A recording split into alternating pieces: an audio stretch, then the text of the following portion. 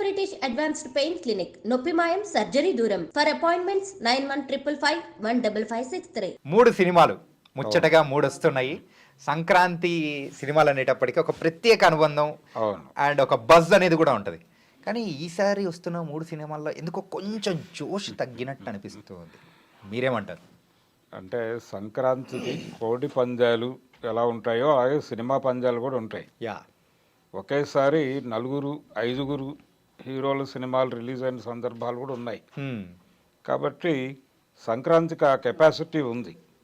అంటే ఈ సినిమా చూసి ఇమ్మీడియట్గా ఇంకొక సినిమా చూసి ఆ తర్వాత ఇంకొక సినిమా, అంటే 4 ఆటలు చూసేసే మూడ్లో ఆడియన్ ఉంటాడు. కాబట్టి ఈ సెలబ్రేషన్కి ఆ కెపాసిటీ ఉంది కాబట్టి ఎన్ని సినిమాలైనా వేసేస్తారు వీళ్ళు. అయితే ఈసారి కేవలం 3 సినిమాలు మాత్రమే వస్తున్నాయి. ఈ 3 సినిమాలకి వాటికి ఉండేటువంటి ఇబ్బందులు వాటికి ఉన్నట్టుగా కనిపిస్తోంది ఇప్పుడు. అందుకని మీరు అన్నట్టుగా హడావిడి కనిపించట్లేదు. అంటే నిశ్శబ్ద విప్లవం జరగాలి ఏది జరిగినా, అటువంటి కండిషన్ అయితే ఉంది. సంక్రాంతి ఓపెన్ అయింది ఒక రకంగా. గేమ్ చేంజర్ బుకింగ్స్ ఓపెన్ అయినాయి రాత్రి నుంచి. సో ఏమిటి పరిస్థితి అనేది అక్కడ మొదలు పెడదాం. అక్కడ మొదలు పెడితే మార్నింగ్ షోస్ దీనికి బెనిఫిట్ షోస్ ఉండవు తెలంగాణలో అన్నారు, కానీ ఇచ్చారు. 4 నుంచి షో వేసుకునేటువంటి అవకాశం ఇచ్చారు, వేస్తున్నారు. దానికి కొద్దిపాటి హైక్ ఇచ్చారు, అన్నీ చేశారు. ఏపీతో పోలిస్తే తెలంగాణలో తగ్గింది. ఏది ఈ ప్రైస్ హైక్ అనేది ఏపీలో కొంచెం ఎక్కువ ఇచ్చారు, ఇక్కడ తక్కువ ఇచ్చారు. ఏపీలో 1 నుంచి షో వేస్తున్నారు. తెలంగాణలో మాత్రం పుష్ప అనుభవంతో 4 నుంచి అలౌ చేశారు. నిజానికి అసలు బెనిఫిట్ షోస్ ఉండవు అని చెప్పి ఆయన ఫ్లోర్లో చెప్పారు సీఎం గారు. అయినప్పటికీ మొదటి నుంచి కూడా ఉంటుంది అని కాన్ఫిడెంట్గా రాజుగారు చెప్తూ వస్తున్నాడు. అదే వర్కౌట్ అయింది. మొత్తానికి 4 నుంచి షోస్ పడుతున్నాయి. అలాగే షోస్ సంఖ్య పరంగా చూసినా కానీ ఎక్కువే ఉన్నాయి. కాబట్టి గేమ్ చేంజ్ చేయబోతోంది అనే అనుకున్నారు, కానీ బుకింగ్స్ తెరిచిన తర్వాత ఈ హడావిడి అక్కడ కనిపించట్లేదు. అంటే మార్నింగ్ షోస్ అన్నీ స్పీడ్గానే ఫుల్ అయినాయి. అంటే ఫ్యాన్స్ చాలా ఈగర్గా ఉన్నారు, ఎప్పుడెప్పుడు బుకింగ్ తెరుస్తారా అని. అలా యాప్ ఓపెన్ చేసి పడుకున్నట్టు ఉన్నారు వాళ్ళు. ఫైనల్గా మార్నింగ్ షోస్కి 6:30 వరకు హడావిడి కనిపించింది. ఆ తర్వాత తగ్గుముఖం పట్టింది. చాలా ఏరియాల్లో ఆకుపచ్చగా కనిపిస్తోంది తెర. ఆకుపచ్చగా అంటే జనరల్గా మనం ఏ సెన్స్లో తీసుకుంటాం అంటే పాజిటివ్ సెన్స్లో తీసుకుంటాం. సస్యశ్యామలంగా ఉంది అంటే సుభిక్షంగా ఉందని అనుకుంటాం. కానీ ఇక్కడ యాప్లోకి వెళ్ళి గ్రీన్గా ఉంటే, మీరు ఆ సెన్స్లో అన్నారు. గ్రీన్గా ఉంటే సీట్స్ అవైలబిలిటీ ఉందని అర్థం. అట్లా అవైలబిలిటీ విపరీతంగా ఉన్నట్టుగా కనిపిస్తోంది వాతావరణం. అంటే ఎందుకు జనాలు కనెక్ట్ కావడం లేదు, ఈ సినిమాకి వెళ్ళాలనేటువంటి ఆతృత లేదా అనిపిస్తుంది. అంటే దీనికి ప్రధానంగా 2 కారణాలు. ఒకటేమో శంకర్ మీద ఉన్నటువంటి అనేక అపోహలతో జనాలు ముందడుగు వేయటానికి కొంచెం సంశయిస్తున్నారు. రెండోది, ఈ సినిమాకి సంబంధించిన ప్రమోషనల్ యాక్టివిటీస్ బీభత్సమైనటువంటి స్థాయిలో అయితే జరగలేదు. సరే, ఏది ఏమైనప్పటికీ ట్రైలర్ కొంత ఈ సినిమాలో ఏదో ఉండబోతోంది అనే ఇండికేషన్ ఇచ్చింది బలంగా. కానీ ఒక రకంగా చూస్తే ఆ ట్రైలర్ తర్వాత బజ్ ఏదో కొంచెం వచ్చింది. అంతకుముందు అసలు ఇది కూడా లేదు. ఏమిటి సినిమా పరిస్థితి అనుకునే కండిషన్లోనే ఉంది ప్రపంచం. కానీ ట్రైలర్ కొంత పెంచింది. ఒక రకంగా అది పుష్ప రికార్డ్స్ని కొట్టింది వ్యూస్ పరంగా. అంటే దాదాపు అది పెట్టిన వెంటనే 180 మిలియన్ దాటిపోయి ఒక రికార్డుని అయితే కొట్టింది అది. కానీ థియేట్రికల్ కలెక్షన్ విషయంలో కూడా పుష్ప రికార్డులను కొడుతుందా ఇది అనే ప్రశ్న ముందుకు వచ్చినప్పుడు ఈరోజు కనిపిస్తున్న హడావిడి చూస్తే దాంతో కంపేర్ చేస్తే అది కనిపించడం లేదు, ఆ వేగం కనిపించడం లేదు. ఇది షో పడిన తర్వాత పరిస్థితి మారే ఛాన్స్ అయితే ఉంది. షో పడిన తర్వాత అంటే ఏపీలో 1 o'clock షో పడుతోంది, ఇక్కడ 4 గంటలకు పడుతోంది. 1 o'clock షోకి అక్కడ రిపోర్ట్ వస్తుంది బయటికి. అంటే 3-4 మధ్యలో ఇక్కడ షో పడే టైంకి అక్కడ రిజల్ట్ బయటకు వచ్చేస్తుంది.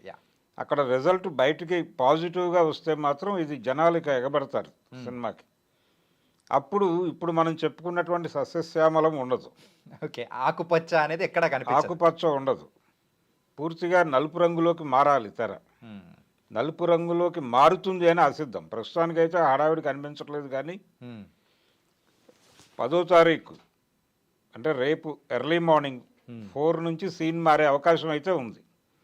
అంటే పాత శంకర్ని చూడబోతున్నారు మీరు అని చెప్పి అందరూ చెప్పారు ప్రీ రిలీజ్ ఈవెంట్లో. మరి డెఫినెట్గా పాత శంకర్ కనిపిస్తాయి.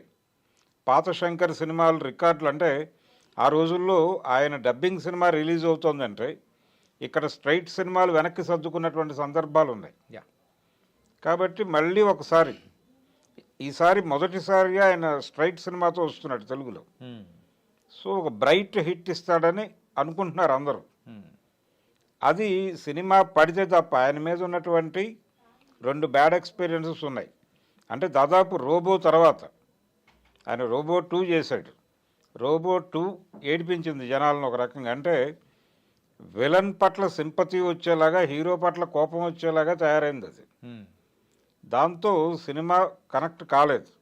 ఏమి మాట్లాడినా ఎంత చెప్పినా ఆ సినిమా నిరుత్సాహపరిచింది ఆడియన్స్ని. సో అక్కడి నుంచి మొదలైంది. ఆ తర్వాత ఐ వచ్చింది. ఐ అంతకంటే ముందే వచ్చింది. ఓకే, ఐ అంతకంటే ముందే వచ్చి ఇబ్బంది పెట్టింది. నిజానికి ఈయన 3 Idiots రీమేక్ చేయడం దగ్గర నుంచి స్నేహితుడా గందరగోళం మొదలైంది.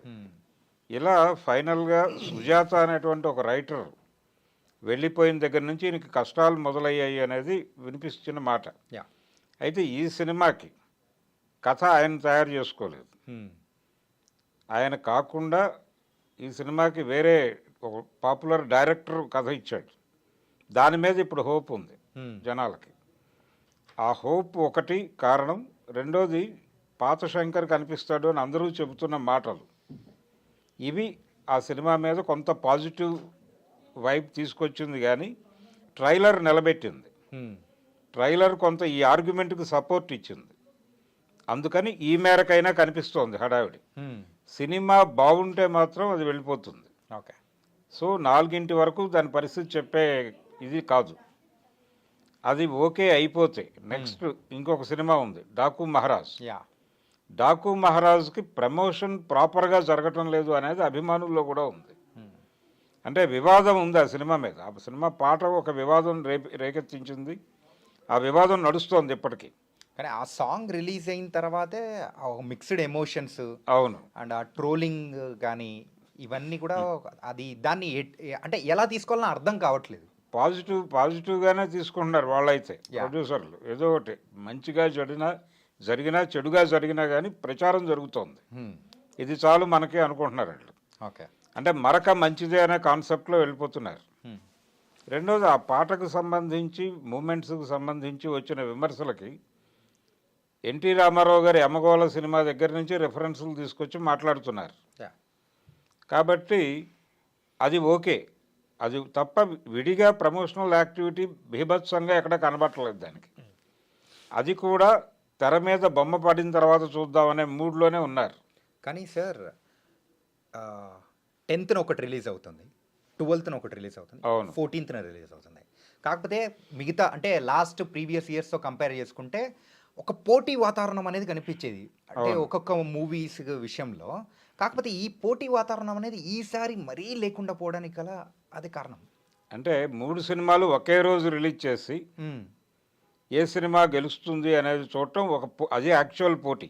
ఓకే, కానీ ఈ రకమైన పోటీలు అవాయిడ్ చేసి సినిమాకి నష్టం తగ్గించాలి అనేటువంటి ఒక కాన్సెప్ట్ చాలా కాలం క్రితమే ఎమర్జ్ అయింది. దాన్ని కుమ్మక్కు రిలీజులు అంటారు.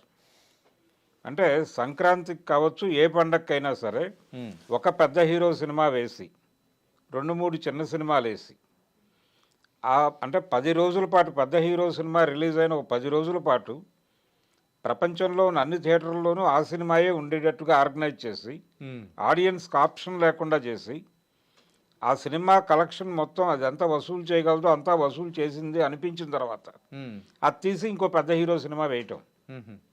అనే కార్యక్రమం కొంతకాలం నడిచింది. ఆ తర్వాత దాని మీద విపరీతమైన విమర్శ వచ్చిన తర్వాత మారి 2 సినిమాలు అలో చేయడం మొదలుపెట్టారు పండక్కి. అది నెమ్మదిగా 3 సినిమాలకు విస్తరించింది. ఇప్పటికీ ఆ కేర్ తీసుకుంటున్నారు. అంటే 2 డేస్ గ్యాప్ ఇవ్వటం వలన ఇక్కడ తెరలు సర్దుబాటు చేయాల్సిన అవసరం ఉంది, స్క్రీన్స్ షోస్ సర్దుబాటు చేయాల్సిన అవసరం ఉంది. అందుకని మొదటి 2 రోజులు గేమ్ చేంజర్ తప్ప వేరే ఆప్షన్ ఉండదు ఎవరికి. ఓకే, ఆ టైంలో అంటే 10, 11 ఈ 2 రోజులు సినిమాకి వెళ్ళాలనుకున్న వాళ్ళకి గేమ్ చేంజర్ తప్ప ఇంకో సినిమా కనిపించదు, ఏ థియేటర్లో అయినా సరే. ఆ లెవెల్లో వేసేస్తున్నారు. ఇది అయిపోయిన తర్వాత గేమ్ చేంజర్ వచ్చినప్పుడు దీన్ని కొంత తగ్గుతారు. ఇలా నెమ్మదిగా అకామిడేట్ చేసుకుంటూ పెడతారు మూడిటికి. ఇలా ఒక డిజైన్ జరిగిపోయింది ఆల్రెడీ. ఈ డిజైనర్ దిల్ రాజు గారే 3 సినిమాలకి ఆయనే. ఏంటంటే ఈ యొక్క సంక్రాంతి దిల్ రాజు గారి లైఫ్లో ఇలాంటి సంక్రాంతి మరొకసారి రాదేమో, ఇంకా రాదు. ఏంటంటే 2 సినిమాలకు ప్రత్యక్షంగా, ఒక సినిమాకి పరోక్షంగా. అంటే పరోక్షంగా అంటే నైజాం వరకు ఆయన తీసుకున్నాడు. నైజాం వరకు ఆయన చేతిలో ఉంది డాకు మహారాజ్. దాని మీద హోప్స్ ఉన్నాయి. ఈ 2 సినిమాలు టోటల్గా ఆయన సినిమాలే. నిజానికి ఇది డిసెంబర్లో అనుకున్నారు ముందు game changer. Okay, game changer Christmas కానుకగా రిలీజ్ చేద్దామనే అభిప్రాయంతో ఉన్నాడు ఆయన. ఎప్పుడైతే దీన్ని సంక్రాంతికి షిఫ్ట్ చేశారో కొడుకు కోసం త్యాగం చేసి విశ్వంభరని వెనక్కి తీసుకెళ్ళాడు ఆయన, చిరంజీవి గారు. కాబట్టి ఎట్టి పరిస్థితుల్లోనూ పండక్కి ఈ సినిమా కొట్టాలి అనేది వాళ్ళు టార్గెట్ ఫిక్స్ చేసుకున్నారు. ఈ టార్గెట్ రీచ్ అవుతారా లేదా అనేది సినిమా పడే వరకు చెప్పలేని కండిషన్ ఉంది. డాకు మహారాజ్ దగ్గరకు వచ్చేసరికి బాలకృష్ణ గారి ప్రీవియస్ మూవీ భగవంత్ కేసరికి కనిపించినటువంటి వైబ్ కూడా ఇక్కడ కనిపించడం లేదు. చాలా నార్మల్గా నడుస్తోంది. జనాలందరూ చూస్తున్నారు ఈ సినిమా పరిస్థితి ఏమిటి అని. అది కూడా థియేటర్లో సినిమా పడిన తర్వాత వచ్చే నిర్ణయం లాగానే కనిపిస్తుంది. కొద్దో గొప్ప హడావిడి చేస్తోంది ప్రమోషనల్ యాక్టివిటీ పరంగా. సంక్రాంతికి వస్తున్నాం అనే పేరుతో అనిల్ రావిపూడి ఎక్కువ హడావిడి చేస్తున్నాడు. అంటే రకరకాల స్కిట్టులు చేస్తున్నారు, స్ట్రీట్ ప్లేలు చేస్తున్నారు, ఇలా జనాల్ని ఎంగేజ్ చేస్తున్నారు. అంటే పబ్లిక్ అటెన్షన్ని గ్రాప్ చేసే ప్రయత్నం చాలా ఎక్కువ జరుగుతోంది మిగతా వేరే మూవీస్తో కంపేర్ చేస్తే. ఇవేమో ప్రీ రిలీజ్ ఈవెంట్లు చాలా గ్రాండ్గా చేశారు ఏది గేమ్ చేంజర్కి. ఇక డాకు మహారాజ్ దగ్గరికి వచ్చేసరికి ఆ హడావిడి కూడా కనిపించడం లేదు. ఇది ఒక ఇబ్బందికరమైనటువంటి పరిస్థితి. ఇప్పుడు ఏమైనా పెడతారా అంటే ఇప్పుడు టైం అయిపోయింది. కాబట్టి ఇంకా సినిమా థియేటర్లో పడిన తర్వాత దాని భవిష్యత్తు ఏంటనేది చెప్పడమే. గేమ్ చేంజర్కి 3-4 ఈవెంట్స్ చేశారు వాళ్ళు. చేసినప్పటికీ ట్రైలర్ వచ్చిన తర్వాతే దాని మీద కొంత హోప్ వచ్చింది. అది వాటి కండిషన్. సంక్రాంతికి వస్తున్నాం అనేది మాత్రం నిరంతరం కొత్త పద్ధతులు. అంటే ఆయన షూటింగ్ స్పాట్లో ఉంటాడు అనిల్ రావిపూడి, ఎవరో వస్తారు కర్రలు తీసుకుని, టైటిల్ చెప్పకుండా పారిపోతాడండి డైరెక్టరు అంటారు. అంటే సంక్రాంతికి వస్తున్నాం అంటాడు. సంక్రాంతికి వస్తున్నారు సరే, టైటిల్ ఏంటి చెప్పబోతే తలపగలు కొట్టేస్తాం అంటారు వాళ్ళు. అదే టైటిల్ అని చెప్పేసి వాళ్ళని కన్విన్స్ చేసి పంపించడం, ఇలాంటి స్కిట్లు స్ట్రీట్ ప్లేలు వేస్తున్నాడు ఆయన. అలాగే దిల్ రాజు గారితో కూడా నటింపజేసి, వెంకటేష్తో నటింపజేసి, ఇలా అలాగే హీరోయిన్స్తో కూడా బాగా విపరీతంగా ప్రమోషనల్ ఇంటర్వ్యూస్ ఇప్పించి ఆ సినిమా మీద ఒక పాజిటివ్ వైబ్ అయితే తీసుకురాగలిగాడు ఆయన. ఇప్పుడు కనిపిస్తున్న పరిస్థితుల్లో కొద్దో గొప్ప బజ్ ఉన్నదైతే సంక్రాంతికి వస్తున్నాంకి. కాబట్టి అట్నుంచి వెళ్లాల్సి ఉంటుంది. నెంబర్ 1 దానికి వేయాలి. అంటే ఇప్పుడు 2019 సీన్ గురించి కూడా మాట్లాడుకోవాలి. ఇక్కడ 2019లో కూడా సేమ్ వీళ్ళే వచ్చారు. వీళ్ళ ముగ్గురే అప్పుడు. వినయ విధేయ రామాతో రామ్ చరణ్, కథానాయకుడు అనే సినిమాతో బాలకృష్ణ గారు, F2తో అనిల్ రావిపూడి, వెంకటేష్, వాళ్ళు సేమ్ టీం. అదే టీం ఇప్పుడు వస్తుంది మళ్ళీ. అప్పుడు వాళ్ళే హిట్ కొట్టింది. వీళ్ళిద్దరూ డిజాస్టర్స్ చూశారు అప్పుడు. ఆ గేమ్ని ఇప్పుడు ఏమైనా చేంజ్ చేయగలరా అనేది చూడాలి. అంటే వినయ విధేయ రామ కంటే కూడా ఇది బెటర్గా ఉంటుంది అనే హోప్ అయితే ఉంది అందరిలోనూ. కాబట్టి ఆ సంక్రాంతి రిజల్ట్ని ఈ సంక్రాంతి రివర్స్ చేస్తుంది అని రకరకాల కారణాలు చెప్తున్నారు. 2019 అక్కడ బ్యాడ్ ఎక్స్పీరియన్స్, బాలకృష్ణ గారి కథానాయకుడు డిజాస్టర్. ఆ తర్వాత జరిగినటువంటి ఎన్నికల్లో వాళ్ళ పార్టీ డిజాస్టర్. ఇక్కడ వాళ్ళ పార్టీ పెద్ద సక్సెస్ సాధించిన తర్వాత వస్తున్నటువంటి సంక్రాంతి. కాబట్టి అది ఇక్కడ కూడా రిఫ్లెక్ట్ అవుతుంది అనే వాతావరణంలో వాళ్ళు మాట్లాడుతున్నారు.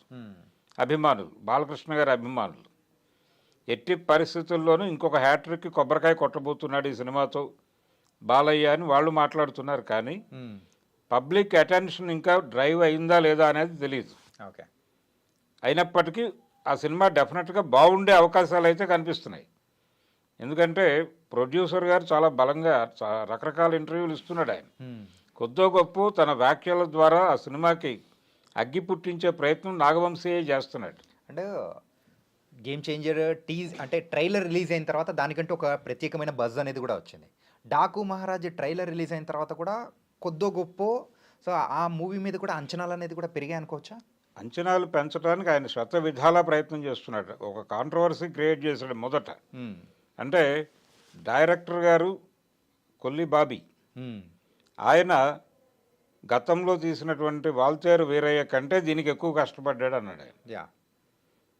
తద్వారా దానికంటే బెటర్ కంటెంట్ రిలీజ్ అవ్వాలి అన్న పద్ధతిలో. నిజానికి దాని నేపథ్యం ఏంటంటే ఆ రోజున డేట్ అనౌన్స్ అయిపోయింది, ఆ డేట్కి రీచ్ అవడానికి రష్ అయ్యారు. అప్పుడు నిజానికి నిద్రపోయే టైం లేకుండా పనిచేశారు వాల్తేరు వీరయ్య టైంలో. అంత హడావిడి పడాల్సిన అవసరం లేకుండా కొంచెం రిలాక్స్గా సినిమా చేసుకునే అవకాశం దొరికింది ఇక్కడ. కాబట్టి అంతకంటే బెటర్ కంటెంటే వచ్చి ఉంటుంది అనేది ఒక అంచనా. సో అది కొంత పాజిటివ్ ఇది ఉంది దాని మీద. బాలకృష్ణ గారి కష్టము, అలాగే ఎమోషన్స్ ఏ లెవెల్లో ఉంటాయో ఆ లెవెల్లో సెంటిమెంట్ కూడా వర్కౌట్ చేయాలి. బాలకృష్ణ సినిమాకి అది ప్రత్యేకంగా డిజైన్ చేయాలి. ఇక్కడ ఒక పాప సెంటిమెంట్ పెట్టారు, రకరకాల అంశాలు ఉన్నాయి దీనిలో. అలాగే మాన్సింగ్ జీవితాన్ని తీసుకుని, డాకు మాన్సింగ్ జీవితంలో నుంచి కొన్ని సంఘటనలు తీసుకుని ఈ సినిమాలో వాడినట్టుగా చెప్తున్నారు. ఇవన్నీ కూడా డెఫినెట్గా వర్కౌట్ అయ్యే పరిస్థితి అయితే కనిపిస్తోంది. గేమ్ చేంజర్కి కూడా అది ఉంది. ఆ మతాబు వెలగాలంటే మాత్రం తెర మీద బొమ్మ పడాలి. బొమ్మ పడితే కానీ చెప్పలేం. బొమ్మ పడని పరిస్థితుల్లో అయితే ఇదే నెంబర్ 1 ఉంది. సంక్రాంతి గేమ్ చేంజర్ అన్న సంక్రాంతికి వస్తున్నాం. సంక్రాంతి 1 పొజిషన్లో ఉంది, 2 పొజిషన్లో గేమ్ చేంజర్ ఉంది, 3rd పొజిషన్లో డాకు మహారాజ్ ఉంది. ఈ 3 నెంబర్లు తిరగబడచ్చు కూడా. ఏది ఒకటి గెడుతుంది అనేది మళ్ళీ మనం చివరి సినిమా రిలీజ్ అయిన తర్వాత మాట్లాడుకోవాల్సిన పరిస్థితి. అంటే మనమైతే డాకు మహారాజ్ ట్రైలర్ గురించి మాట్లాడుకున్నాము, అలాగే గేమ్ చేంజర్ ట్రైలర్ గురించి మాట్లాడుకున్నాం. ఇంకా మీరు అంటున్న నెంబర్ 1 మూవీ, సో సంక్రాంతికి వస్తున్నాం ట్రైలర్ గురించి కూడా మాట్లాడుకోవాలి. ఏంటంటే ఈ ఒక ట్రైలర్ గురించి కూడా కొన్ని మిక్స్డ్ ఎమోషన్స్ కూడా తిరుగుతూ ఉన్నాయి. అవును. ఏంటంటే ఎవరైతే 90sలో ఆ మూవీస్ చూసి ఆ కామెడీని అయితే ఎంజాయ్ చేశారో ఆ కామెడీని ఇప్పుడు తీసుకొని వస్తున్నారు. ఇప్పుడున్న ట్రెండ్కి తగ్గట్టు అది ఎవరికి నచ్చుతుందా లేదా అనేది కూడా కొన్ని మిక్స్డ్ ఎమోషన్స్ వస్తున్నాయి. అవును. దాని గురించి మీరేమంటారు? అంటే ట్రైలర్ పర్వాలేదు, మిక్స్డ్గా ఉన్నప్పటికీ ట్రైలర్ ఆడియన్స్ని రీచ్ అయింది అది. అయితే దాని కెపాసిటీ మేరకు వెళ్ళింది. దానికంటే కూడా ప్లస్ పాయింట్ ఏంటంటే పాటలు కనెక్ట్ అయినాయి బాగా. ఎగ్జాక్ట్లీ. పాటలు కనెక్ట్ అవ్వటం అనేది మిగిలిన 2 సినిమాల కంటే కూడా దీనికి ఎక్కువ ఉంది. మ్యూజికల్గా ఆడియన్స్ కనెక్ట్ అయ్యారు. ఇది కొంత పాజిటివ్గా ఆ సినిమాకి పనిచేస్తోంది. ఇప్పుడు ప్రజెంట్ చెప్పుకోవటానికి ఎక్కడ చర్చ వచ్చినా ఈ సినిమాల మీద ఆ సినిమాలో పాటలు బాగున్నాయి అంటున్నారు. అందుకని అది ఎట్టి పరిస్థితుల్లోనూ నెంబర్ 1 పొజిషన్లో వెయ్యాలి. ఇప్పుడు రేపు అది రిలీజ్ అయిన తర్వాత సీన్ మారచ్చు. ఓకే. గేమ్ చేంజర్ రిలీజ్ అయిన తర్వాత, బొమ్మ పడిన తర్వాత పబ్లిక్ ఒపీనియన్లో మార్పు వస్తే అది నెంబర్ 1 పొజిషన్కి వెళ్ళొచ్చు. లేదు దాన్ని మించినటువంటి పరిస్థితి డాకు మహారాజుకి రావచ్చు. వచ్చినప్పుడు అది 3rd ప్లేస్లో సర్దుకోవాల్సిన పరిస్థితి రావచ్చు. ఏది సంక్రాంతికి వస్తున్నామనేది. కానీ సంక్రాంతి అనేది 3 సినిమాలకి జనం డబ్బులు పెట్టడానికి సిద్ధంగా ఉన్నారు. రేటులు పెంచినప్పటికీ కంపారిటివ్గా పుష్ప రేంజ్లో అయితే పెరగలేదు. పుష్ప రేంజ్లో అయితే జనాలు డబ్బులు ఖర్చు పెట్టాల్సినటువంటి అవసరం లేదు ఈ సినిమాకి. అందుకని కొంచెం ఆడియన్స్ కొంచెం చూస్తున్నారు థియేటర్ వైపు ఇప్పుడు. ఆ రోజున 700 మల్టీప్లెక్స్లో 350 రూపాయలు సింగిల్ స్క్రీన్లో పెట్టాల్సిన కండిషన్. ఇప్పుడు అది లేదు, పర్వాలేదు. అంటే ఆ ఇన్సిడెంట్ తర్వాత తెలంగాణ గవర్నమెంట్ కొంచెం సడలింపు ఇచ్చింది ఈ సినిమాలకి. అసలు ఏమాత్రము అంటే ప్రైస్ హైక్ కూడా ఉండదు అనే మాట వినిపించింది మొదట. కాకపోతే ప్రైస్ హైక్ ఉంటుంది, అది జనరల్ షోస్కి ఉంటుంది తప్ప బెనిఫిట్ షోస్ ఉండవు అనుకున్నారు. ఇప్పుడు బెనిఫిట్ షోస్ అలౌ చేశారు, కానీ అప్పట్లాగా 1200 రూపాయలకి టికెట్లు అమ్ముకోవడం ఇలాంటి కార్యక్రమాలు అయితే పెట్టలేదు. ఓకే, అది ఉండదు. కాబట్టి తెలంగాణ ప్రభుత్వాన్ని కొంత పాజిటివ్ టోన్లోకి తీసుకురావడంలో సక్సెస్ అయ్యాడు ఆయన. ఒక పాజిటివ్గా గవర్నమెంట్ నుంచి ఒక డెసిషన్ అయితే తీసుకురాగలిగాడు. ఇది తీసుకురాగలడు అని అందరూ నమ్మారు కూడా. అంటే మొదటి నుంచి చెప్తున్నాడు ఆయన. బయట రకరకాల ప్రచారాలు జరుగుతున్నాయి, కానీ ఈ సినిమాలకు ఏదో పద్ధతిలో నేను తీసుకొస్తాను అని చెప్పాడు. అదే జరిగింది. ఓకే, ఆ విధంగా ఆయన మొదటి హిట్ కొట్టాడు. ఇప్పుడు ఈ 3 హిట్లు కొడతాడా లేదా అనేది చూడాలి. టోటల్గా దిల్ రాజు గారి సక్సెస్ ఈ సంక్రాంతి. ఓకే. అండ్ ఇంకొక మూవీ గురించి కూడా మనం మాట్లాడుకోవాలి. ఇక్కడ ఏంటంటే Pushpa 2 movie already last month release అయింది, చాలామంది చూశారు. కానీ సంక్రాంతి సందర్భంగా 20 నిమిషాల ఫుటేజ్ అనేది యాడ్ చేసి కూడా మేము వదులుతున్నాము అని అన్నారు. ఆ 20 నిమిషాల్లో కూడా ఏముంది ఏంటి అని చూడడానికి కూడా ప్రేక్షకులు మరి థియేటర్స్ వైపు చూసే అవకాశాలు ఏమన్నా ఉంటాయంటారా? డెఫినెట్గా ఉంటాయి. అంటే ఎందుకుంటాయంటే ఆ సినిమా ఆల్రెడీ జనాల్లో ఒక పాజిటివిటీని కొట్టేసింది. కొట్టిన తర్వాత దానికంటూ సాలిడ్గా కొంతమంది ఆ సినిమా చూడటానికి సిద్ధంగానే ఉన్నారు అనేది మనకు కొలబద్ద. ఏంటంటే ప్రతి వీకెండ్లోనూ అది రిలీజ్ అయిన అన్ని సెంటర్లోనూ కలెక్షన్స్ పాజిటివ్గా ఉన్నాయి, అన్ని చోట్ల, సింగిల్ స్క్రీన్స్లోను మల్టీప్లెక్స్లో కూడా. కాబట్టి ఇంకొకసారి వెళ్దామని అభిమానులు అనుకుంటారు. అంటే అల్లు అర్జున్ ఫ్యాన్స్ని మళ్ళీ ఒకసారి థియేటర్లకు పోటెత్తిస్తారు. ఆ రోజున 1200 నుంచి 3000 రూపాయల టికెట్లు కొనుక్కున్నారు. ఇప్పుడు 20 నిమిషాలు చూడటానికి అంత కష్టపడక్కర్లేదు. కాబట్టి ఈజీగా యాక్సెస్ ఉంది, కాబట్టి థియేటర్ ఫ్రెండ్లీగా ఉంది, కాబట్టి వెళ్ళిపోతారు. ఓకే, ఇది ఒక పాజిటివ్ సైన్. ఆ సినిమాకి వెళ్ళేవాళ్ళు దానికి వెళ్ళిపోతారు. దానికి దీనికి సంబంధం లేదు. దాని ప్రభావం ఏదో దీని మీద పడుతుంది అనుకోనక్కర్లేదు. ఈ గోలే, ఆ గోలే. కాబట్టి అల్లు అర్జున్కి పుష్పకి ఇది అడ్వాంటేజ్గా మారొచ్చు ఈ 3-4 రోజులు. ఈ పుష్ప 2 కలెక్షన్స్ విషయానికి వచ్చేటప్పటికి 1800 చిల్లర, అప్రాక్సిమేట్ ఒక 60 ఎంతో అయింది. ఆ 2000 crores మార్క్ను కొట్టడం కోసము ఈ 20 minutes ఎంతవరకు ఉపయోగపడుతుందంటారు? వాళ్ళ ఉద్దేశం అదే, 2000 crore అనేది కొట్టాలి అనే మాట చెప్పున్నారు వాళ్ళు మొదటే. ఓకే, మా టార్గెట్ ఇది అని చెప్పారు. అయితే బాహుబలిని కొట్టడం అనే కార్యక్రమం అయిపోయింది. కాబట్టి ఇది సక్సెస్ చాలు యాక్చువల్గా, అంతకంటే బీభత్సం అక్కర్లేదు ఇప్పుడు. అయినప్పటికీ ప్రయత్నం చేస్తున్నారు. ఈ ప్రయత్నం కూడా అక్కడ దాకా లాక్కెడుతుందా అనేది అనుమానమే. మ్యాక్సిమం ఎంత పెరిగినా ఇంకొక 70 వరకు లాగ్గలదు. అది 70 కలిపినా అంత కాదు.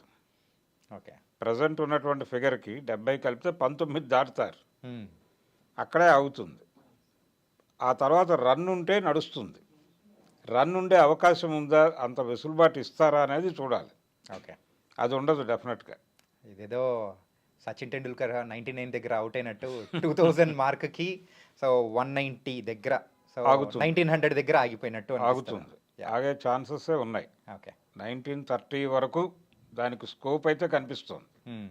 ఆ మిగిలిన 70కి ఇంకేదైనా చేయాలి, అయితే తప్ప జరగదు అది. Okay, and thank you so much గురుగారు. ఏంటంటే ఈ సంక్రాంతికి రిలీజ్ అవుతున్న 3 సినిమాలు సక్సెస్ కొట్టాలి, మన తెలుగు ప్రేక్షకులకు ఆ 3 సినిమాలు కూడా మంచి ఎక్స్పీరియన్స్ ఇవ్వాలని కూడా మనస్ఫూర్తిగా కోరుకున్నాను. అండ్ మీ యొక్క విశ్లేషణ అనేది కూడా చాలా సూపర్గా ఉంది. So thank you so much. Thank you.